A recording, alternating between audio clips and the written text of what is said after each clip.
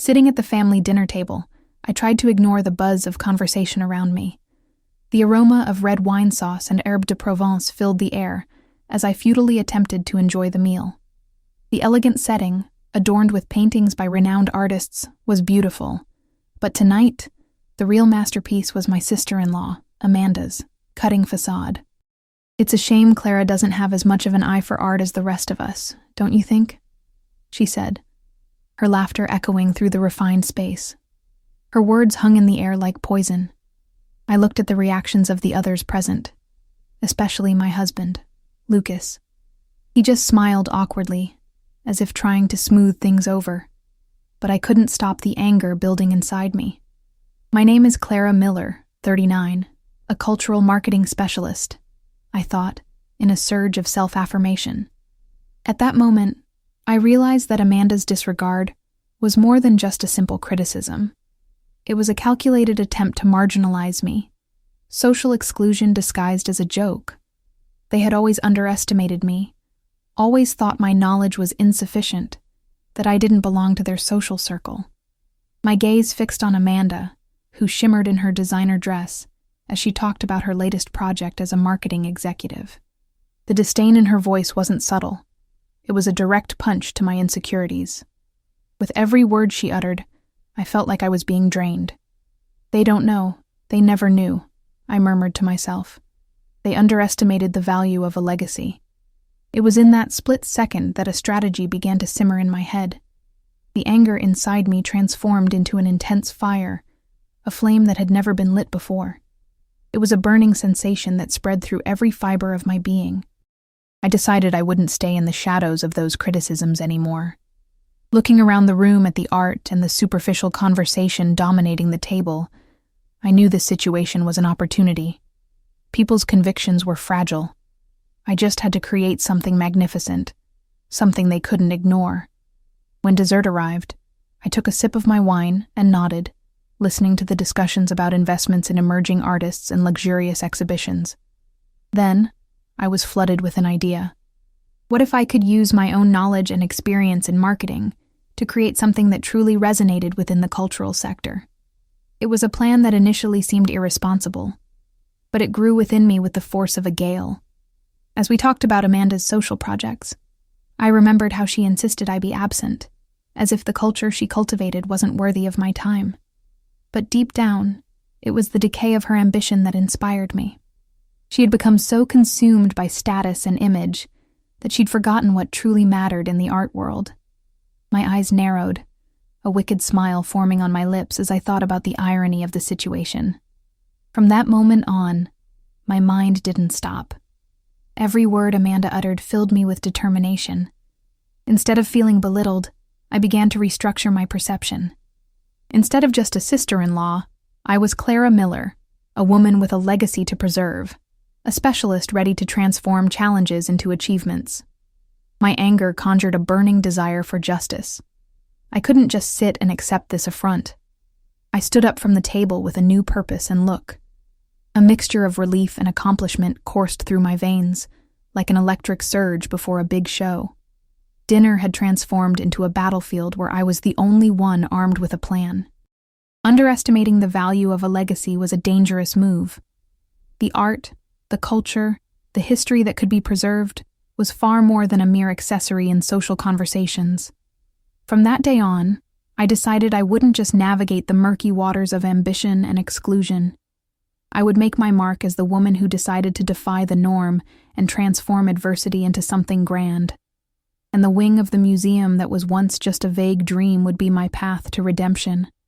Revenge might not be my primary focus, but justice? That would become my legacy. When dinner ended, and everyone dispersed, I remained firm in my resolution. With each step towards the door, a new Clara emerged. The woman who had been underestimated, the woman who still had much to show. And as I walked away from the cycle of mockery they had built around me, I felt security welling up inside. The shadows would no longer intimidate me. It was time to make my mark on the art world. The memory of family gatherings always had a bittersweet taste. It was a mixture of love and resentment, a cocktail of emotions that left me overwhelmed. I remember a time when I felt welcomed and respected before Amanda's arrival. When Lucas and I started dating, there was a promising heir to our future. We shared dreams and hopes, long conversations about art, literature, and the importance of building a legacy. But all of that began to fade with Amanda's triumphant entrance into this scenario. With her confidence in her elevated social status, I found myself caught in a web of disdain. Amanda, with her ever-vigilant critical eye, seemed determined to belittle me at every opportunity. At one of our family dinners, while everyone was enjoying the delicious roast, Amanda threw her first jab. "Oh, Clara, you don't mind if I mention that your exhibitions featuring local artists don't have the same visibility as those of more established artists, do you?" Her tone was perfectly saccharine. The venom dripped from her lips straight into my heart, and while everyone laughed, I felt like a shadow projected on the wall. It was as if every encounter was a new battle. The last time I was at Amanda and Gabriel's house, the opulence of the environment matched the competitive atmosphere she cultivated. The space, adorned with works by renowned artists and filled with modern designer furniture, seemed to draw an even greater distance between us. While admiring the surroundings, Amanda made it clear that my knowledge was nothing more than trivia. "Clara loves art, but she doesn't exactly have the necessary training, does she?" It was like a knife cutting through the air. At events where I tried to promote artistic causes, Amanda always found a way to make subtle comments that undermined my efforts. Once, at an event I organized for a gallery, Amanda joined the conversation with a devastating critique. "This kind of art is so limited, isn't it? Clearly Clara is still adapting to the current scene," she said, laughing, while I tried to maintain a smile to hide the humiliation. For her, art was just a tool for social climbing, while I believed it was a reflection of life, struggles, and voices that needed to be heard. And Lucas, my husband, for the most part, seemed like a spectator in this dynamic. Although he tried to defend me from her veiled attacks, he often ended up unconsciously aligning himself with Amanda. He frequently claimed that she didn't intend to offend. "Clara, you know how she is. She's just trying to be funny." However, his opinion wasn't about humor. It was about me constantly defending myself while he remained neutral. It was as if frustration and powerlessness became a second skin for me. Projects I organized were repeatedly deemed insignificant by Amanda.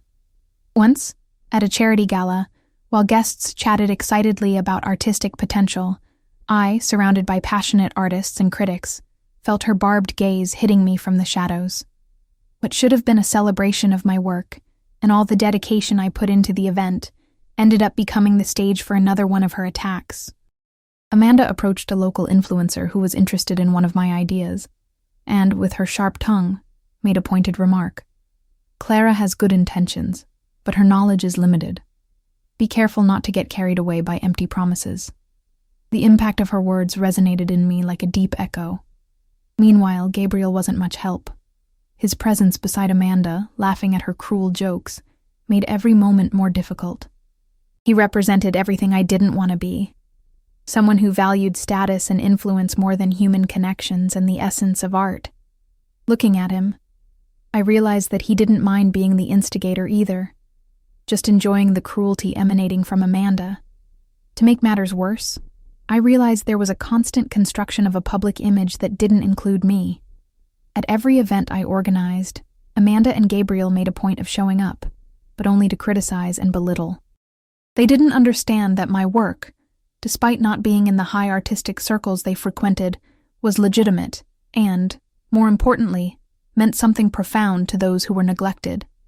They were voices that deserved to be heard, a legacy that went far beyond their ambitions. And as all this accumulated, an idea began to sprout within me, like a flower growing between stones. The museum that was the target of so much superficial ambition could become my field of honor. I had the tools to do something great out of the injustice and contempt I had faced. My background in cultural marketing was a powerful asset, and the idea of working on preserving a legacy was becoming increasingly latent within me. The foundation of my strategy began to form in my mind. Amanda might have her connections, but I possessed an understanding of the value of art and culture.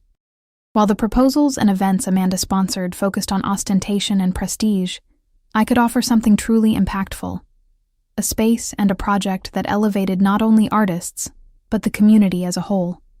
A wing of the museum dedicated to strengthening local art, celebrating the voices that had always been silenced, those that Amanda and Gabriel refused to acknowledge.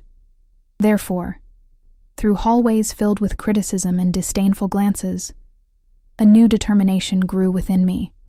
Over the next few days, I began to sketch a plan, a project that would not only challenge Amanda's contempt for me, but also treat everyone to the true essence of art and the need for cultural justice. Yes, art was my fortress, and through this new perspective, I committed myself to showing what was truly possible. It was time to use my experience and determination to create a legacy that could not be ignored, transforming criticism into fuel and underestimation into respect. It wasn't just a matter of overcoming. It was a matter of claiming my place and making the voices of all those who, like me, had been scorned, resonate. Art is a reflection of life, and I was ready to cast my light on this world. In the days following the dinner party, my mind wouldn't let me rest. The flame of determination burned intensely, driving me to act. With each of Amanda's criticisms echoing in my mind, I decided I needed to better understand the museum that had become a point of ambition for her and Gabriel. The idea of transforming the museum's dynamic into something that truly celebrated cultural diversity and emerging artists inspired me, and I knew I needed to take action. I spent sleepless nights researching the museum's past exhibitions and donations. My heart pounded faster with each new discovery. The museum's organizational structure was far from perfect. It was clear they were dealing with budget cuts, making it difficult for the curators to maintain the variety and depth of the exhibitions. The museum, which could be a spark of creativity and innovation, faced challenges that could very well be transformed into opportunities. With the outline of my project starting to take shape, I reached out to a former colleague who had become a curator at that museum, Ricardo. I always saw him as someone who knew the ins and outs of contemporary art and its nuances. The possibility of having his support seemed promising. He could not only provide knowledge about the museum's inner workings, but also open doors I could never open on my own. The last time we met, you were organizing community art and emerging artists events, he told me on the phone, his voice full of nostalgia. How are you doing now? Is there anything you'd like to discuss? The conversation flowed naturally, and I laid out my idea. The proposal was ambitious, but I was full of passion. I wanted to create a wing of the museum that would give space to local artists, offering them the opportunity to exhibit their works, as well as develop an educational program for children and young people who didn't have access to these experiences. Ricardo listened attentively, and as I spoke, I felt the vibrant energy between us. Clara, this is an exciting proposal. The museum really needs a renewal in its social initiatives. We need to present something that makes an impact and makes people feel included again, he said, his voice now enthusiastic. His every word was a balm to my determination. Ricardo reminded me that art wasn't limited to a handful of elites. It was something organic, fluid, and needed to connect with real life.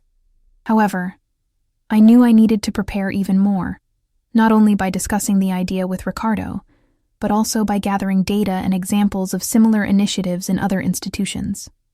In the following days, I immersed myself in research. I watched documentaries about museums that had implemented successful social changes and sought references from community projects that not only showcased artists, but also actively involved the community. I wrote everything down, from fundraising methods to marketing and engagement strategies. This research became my own personal field of study, where I saw that I was armed with more than that. I was ready to show them the true power of art. All the information collected was accompanied by calls and social media contacts, bringing together allies who believed in the same vision as I did. One day, during one of these conversations, I met Sarah, a local artist who shared my anguish about the lack of representation in galleries. Clara, we need more people like you, with this desire to change things, she told me, her voice expressing an immediate impulse. The connection strengthened, and I realized the circle was expanding. Meanwhile, Amanda and Gabriel continued to ignore me, but their social movements were palpable. I could feel the pressure mounting around the events they were promoting.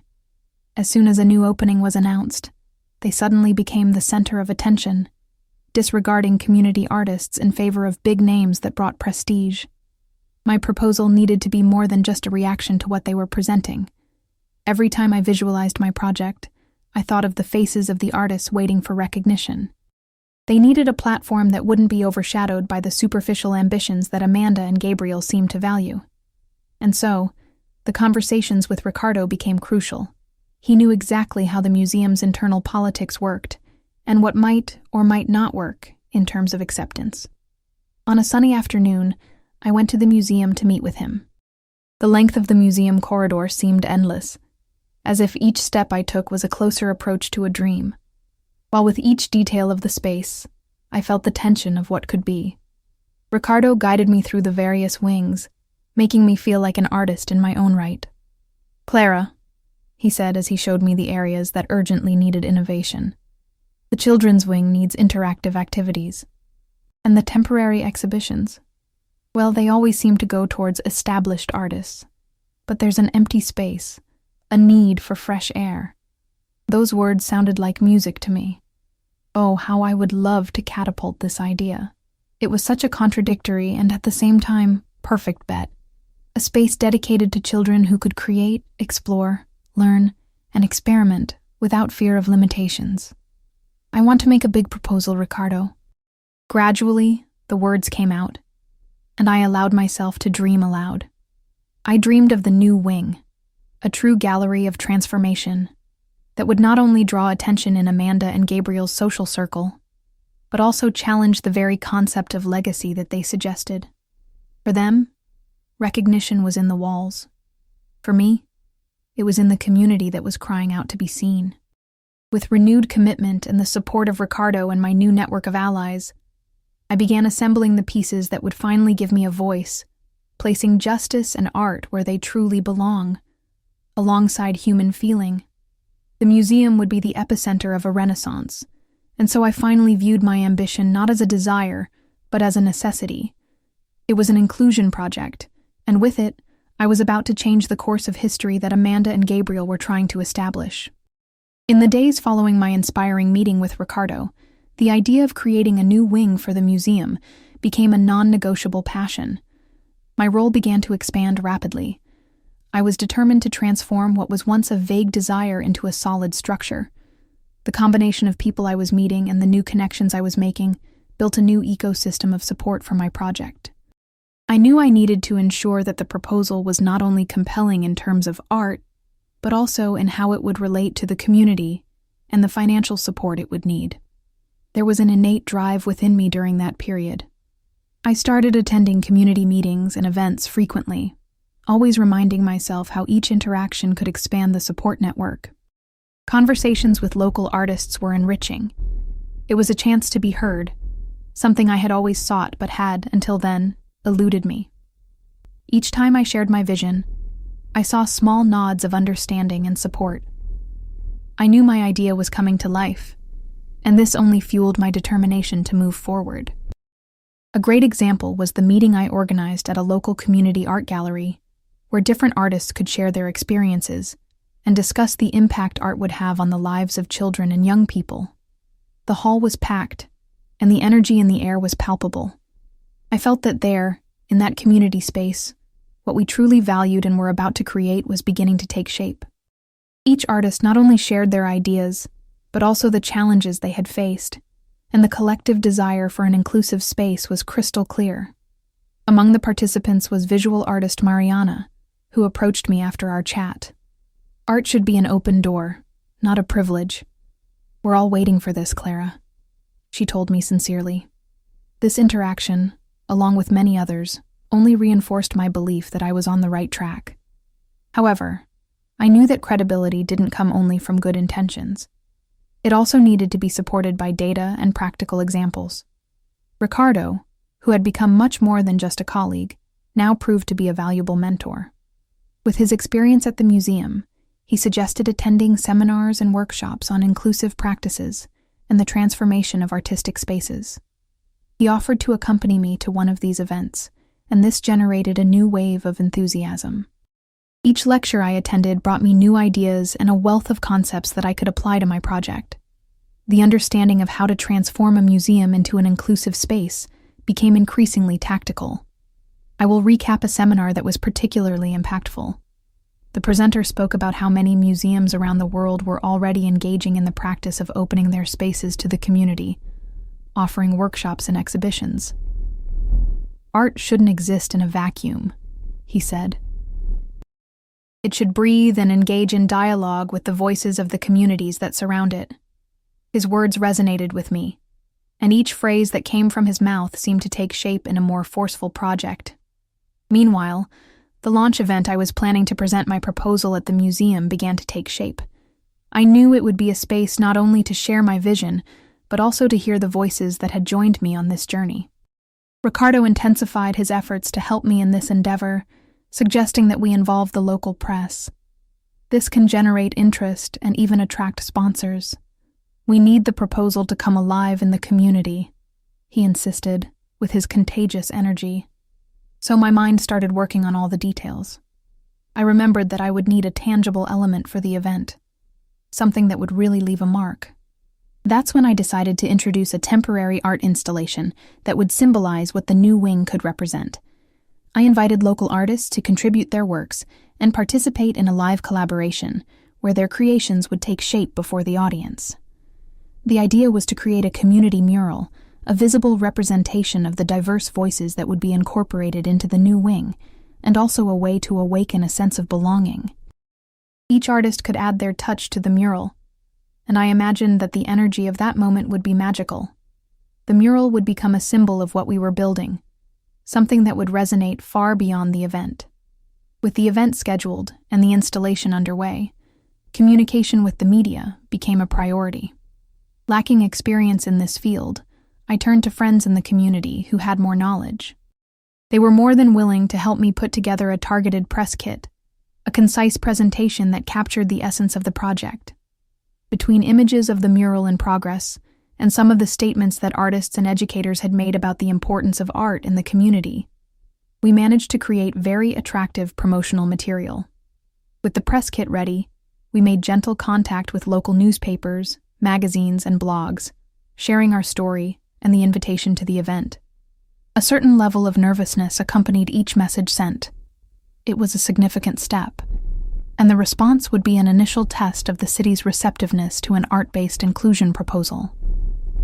The feedback we received was promising, and the overall excitement seemed to grow with each passing day. The mounting anticipation became almost palpable. On the big day of the launch event, the atmosphere was vibrant, and the gallery hall was packed. Artists and supporters had joined me, and everything seemed to be proceeding at a perfect pace. As the audience entered, I saw looks of curiosity and enthusiasm. An informational panel about the new wing was set up at the entrance, and I took courage looking at it, eager to share it. The community mural was taking shape alongside, and as I watched it grow, the palette of colors and forms came alive. In a moving moment, the artists began blending their colors and self-portraits, each contributing something unique. And that was just the beginning. The mural was becoming a face for the museum's new wing and a symbol of our collective struggle.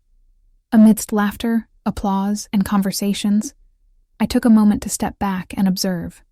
There it was, what I had always desired, a space where everyone could feel that art was accessible. My heart pulsed with happiness as I watched that space transform under our hands. It was a collective effort, a living testament to the essence that the museum's new wing represented. As I prepared to take the stage and present the vision for the future of the new wing, complex emotions weighed upon me. In that microcosm of art and inclusion, it was the voices of the community that echoed, and my own voice was about to be heard as well. Finally, I felt it was more than just my personal desire. Art should serve as a catalyst for change, and today, with all the challenges I had faced, I was about to undo the cloak that Amanda and Gabriel had placed upon me. I stood up. The audience before me projected calm and hope. I took a deep breath, and I knew my moment had arrived. Art is a universal language, One we can all speak, I began, my voice firm.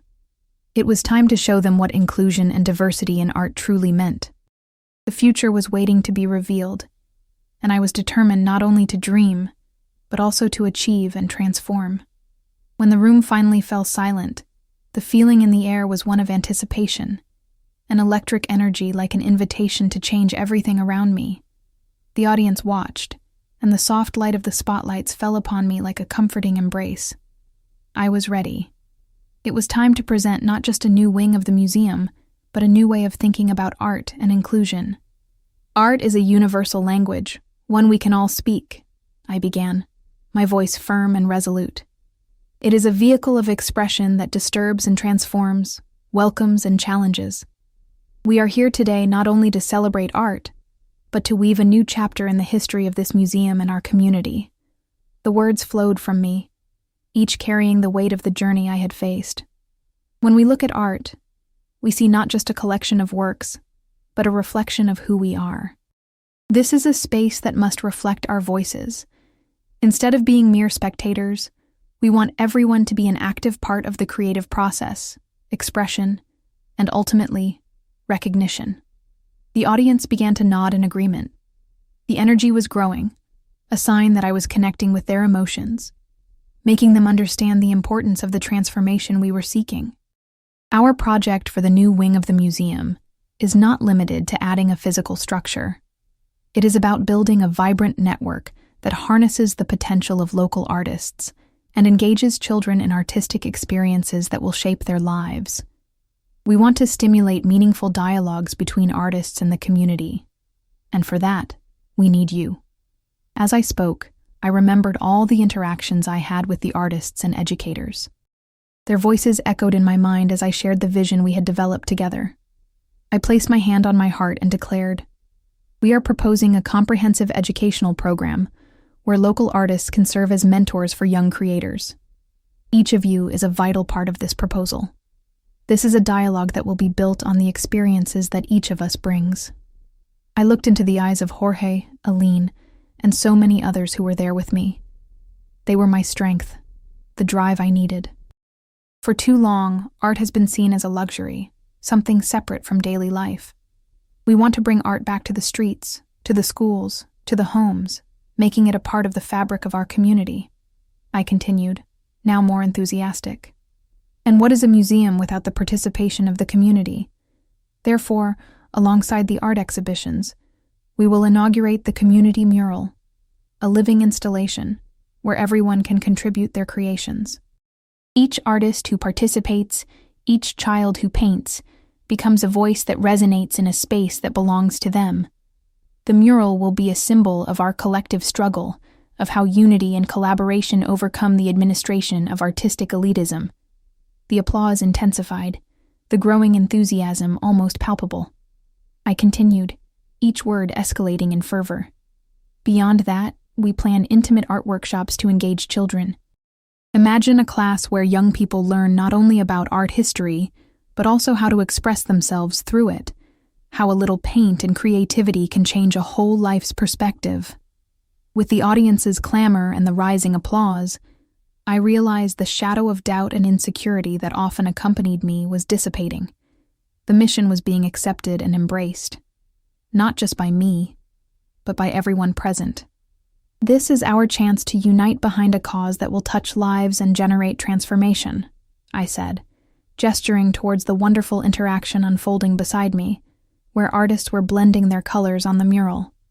At the height of my presentation, I summoned the courage to address the financial challenges. I knew this part of the conversation was crucial.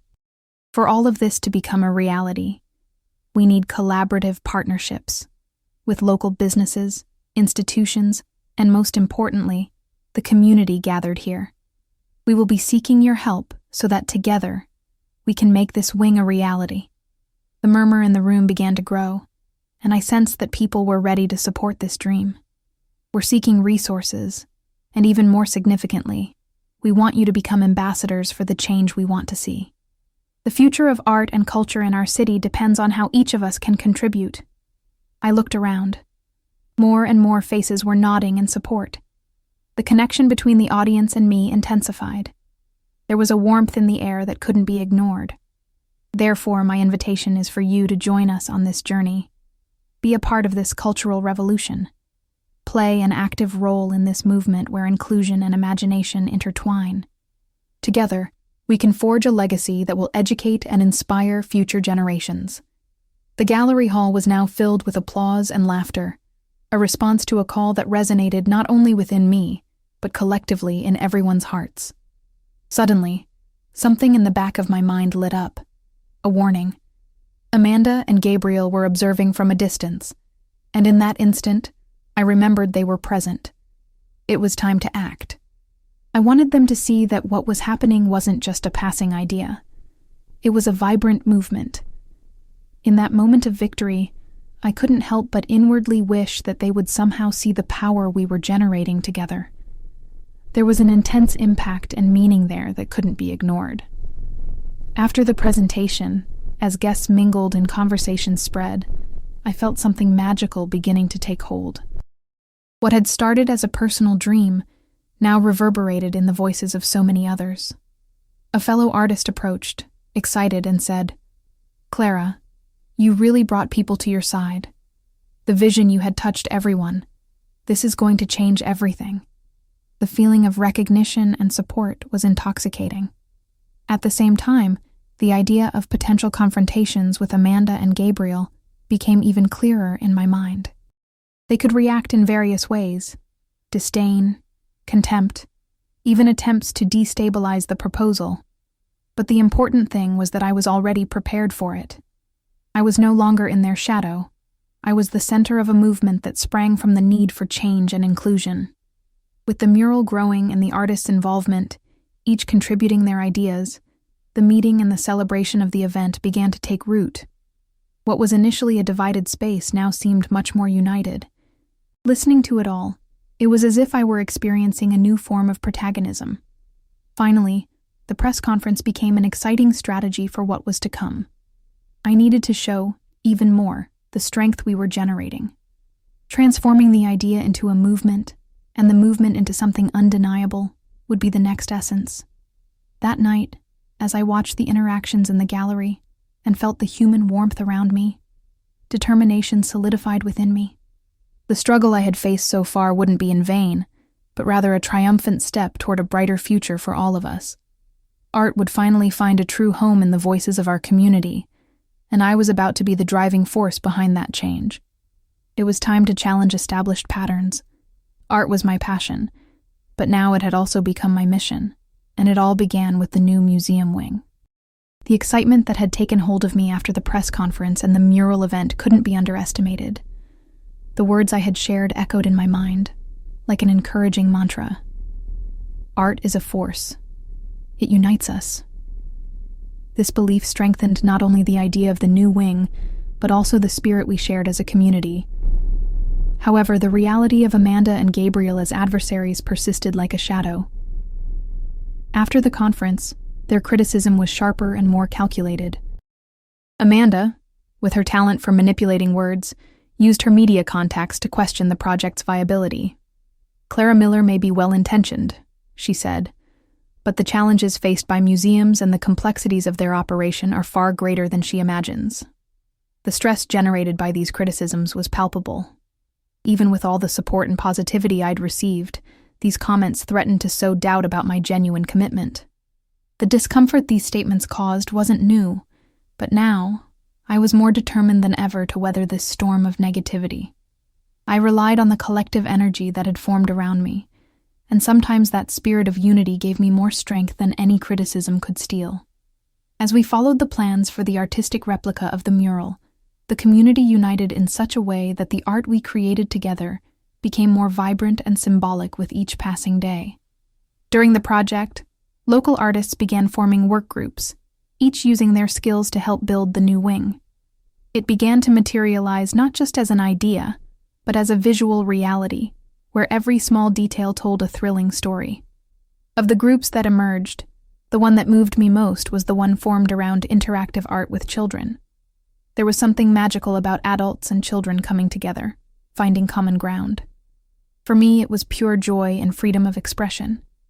We organized a series of workshops that allowed the children to be free in their creations, using materials recovered from the community, recycled from previous innovations.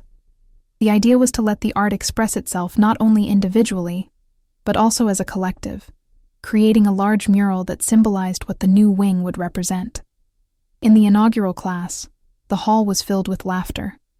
As the children drew, we could feel the meaning of art being sown in them. One girl cut out large pieces of colored paper and glued them together in a large form while playing with her new friends. There was something transgressive there, something that defied even the norms. It was as if, without realizing it, we were writing a new chapter in the history of art in our city. However, while the community celebrated these extraordinary moments, I couldn't shake the feeling that the dark days weren't over yet.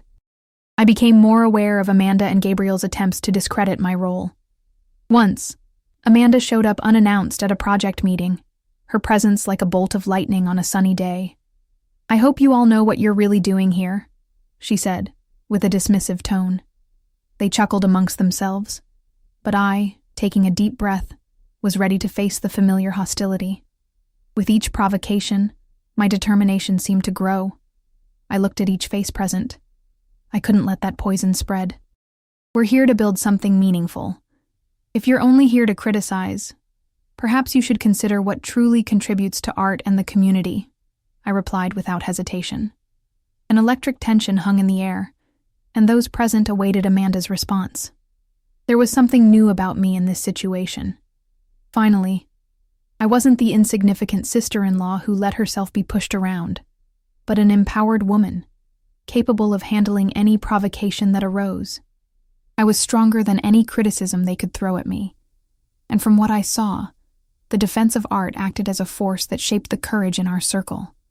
After this confrontation, I sensed a new determination in the community, an even stronger unity around the project. We began coordinating events and exhibitions that further promoted accessible and interactive culture. Even with the ongoing criticism, a vibrant movement was growing that couldn't be ignored. Soon, we began to see more and more local artists exhibiting at city fairs and festivals, joining forces to create a creative synergy. As the weeks passed, the adventures in the new museum wing became more successful. I knew that financial support was crucial to realizing our dreams, and with the new mural beginning to attract media attention, donations started to increase. A small local cafe offered a percentage of its sales for the month to fund the art, while a local gallery started a fundraising program. On the eve of the official opening of the new wing, a wave of nervousness was added to the excitement I already felt. The walls stood out in the vibrant hues of the mural, and the students who had participated in the workshops were preparing to exhibit their works in a special exhibition in the new wing.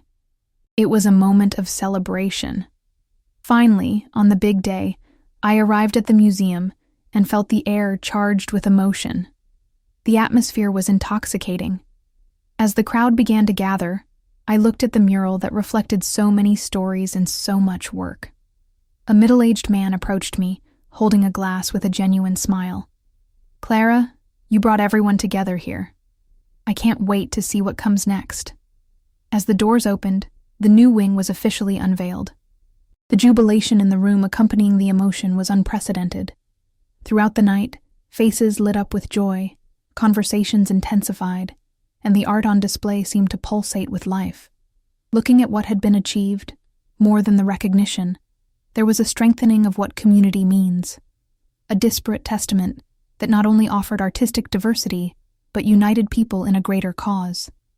As we celebrated, Amanda and Gabriel couldn't help but fade into the background, and I saw that the collective strength already shown had begun to possess an almost unwavering force. When Amanda tried to insert herself into conversations between groups, it no longer had the same impact it once did. That made me feel that the independence wasn't just highlighting the new wing, but representing my own journey of transformation, overcoming the limitations that once surrounded me. The party buzzed in the following hours, and I knew the impact we were creating was far greater than any criticism could diminish. Art now had a new home, and with it, a new future. a legacy that breathed and would grow with every voice participating in this journey. What was once a fragmented story was now a cohesive tapestry of creativity and inclusion. I looked at the mural, where the children were again engaging in more painting with the artists, and realized that there, within the collective energy, was the true spirit of what art should represent: connection, empowerment, and an unwavering advocacy for real change. And looking at all of this, amidst the celebrations and achievements, I realized I was finally finding my place as the woman who had been underestimated, but who was now, in fact, shaping her destiny with the indomitable strength of art. Ahead, we knew there were many struggles to come, but I nourished myself with a feeling of accomplishment, and now it was clear. Art, finally, would be the voice that would echo through generations, touching lives and building a legacy that would transcend time. Following the grand opening event of the new wing, the euphoria in the community was palpable. Social media was flooded with photos of the mural and messages of support. It was as if a new spirit had arisen among us. Art, once on the margins, now pulsed intensely in the city's veins.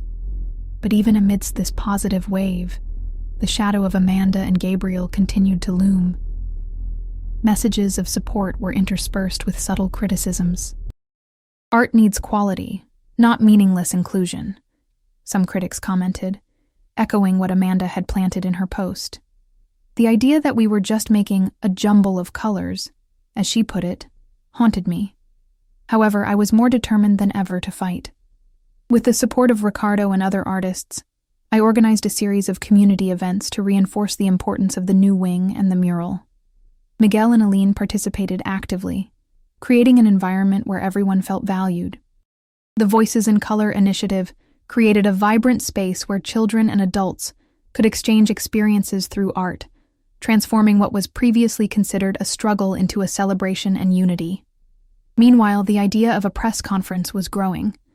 It was an opportunity to reaffirm our position and show that we were ready to confront the criticism head-on.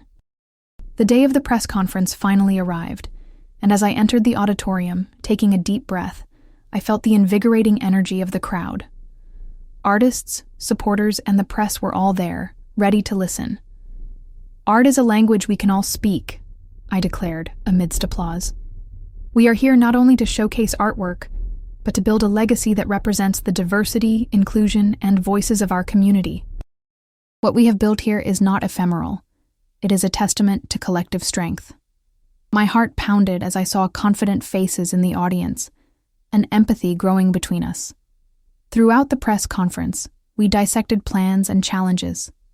There was a renewed commitment to the mentorship program we created, which would connect young talents with local artists.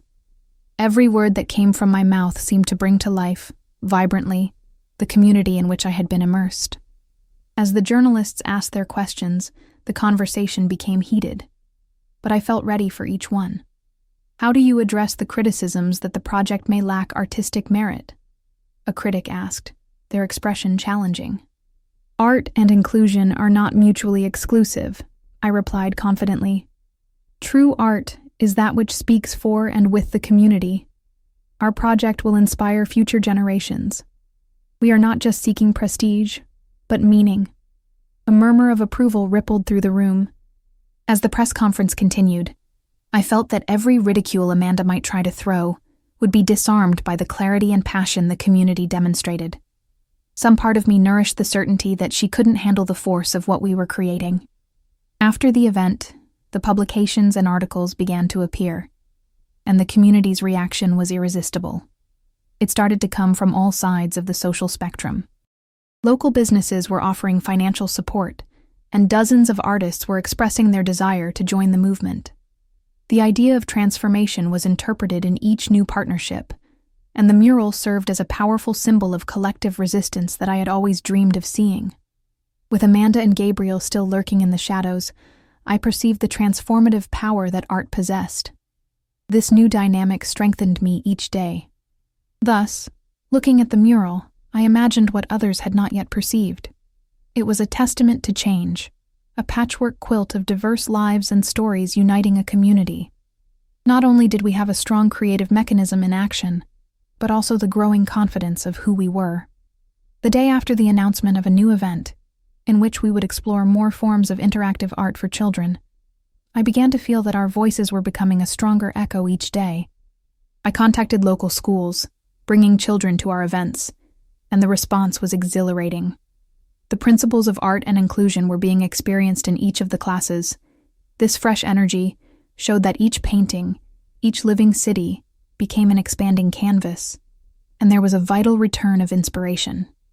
In this new reality, the tensions and struggles I'd faced with Amanda and Gabriel faded into mere dust. What they represented had become distant from what we were creating. It was more than just an art project. It was a redefinition of what community meant. We transformed resistance into resilience, and that truly was the legacy we intended to leave. As the new wing of the museum thrived, I felt this wasn't the end, but a beginning. Art was the force that would unite a broader future. I had transformed too. What began as a struggle became a conduit of love, resistance, and hope. For everyone who looked at the mural, for everyone who heard the voices, we knew art would always be the loudest voice in the heart of that community. Ultimately, what had begun as a challenge became a profound call to action and inclusion. The desire I had to show the world a new standard was about to be realized. The journey was still ongoing, and indeed, there was still work to be done. But there was now a place that was vibrant, innovative, and full of promise. And I, at the forefront, have never been so grateful for the strength that art gave me. This was the new reality I was ready to embrace.